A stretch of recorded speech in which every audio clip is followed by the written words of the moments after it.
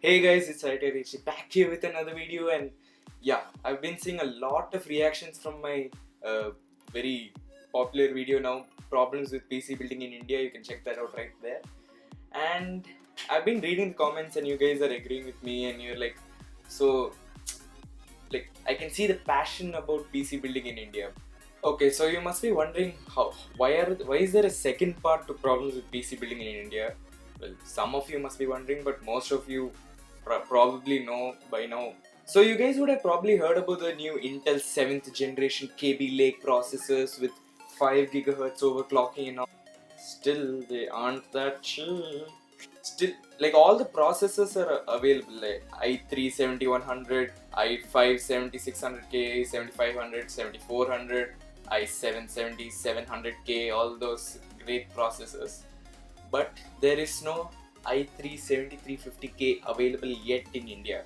But anyway, it would be of no use of having the i3 7350K because it would cost a lot more than 10,000 at least. It would be close to the i5 processors, and you would also need a more expensive motherboard to overclock and take use of that i3. So I don't understand the point of the i3. Okay, so now what I'm going to say is more on the jab on the actual people who are selling the computer parts than the people making them. Why don't you keep stock of the old hardware, like the Intel Haswell processors or the Intel Skylake processors or even the motherboards and graphics cards, and sell them at a cheaper rate? Now if you go and see on Amazon, wait, I'll show you right now. On on Amazon, the Intel i5 4690K, okay, 4690K, 4th generation processor, 31,000 for an Intel i5 4690K on Amazon. 31K. Oh look at the irony here. Look at the i5 6600K, 18,000.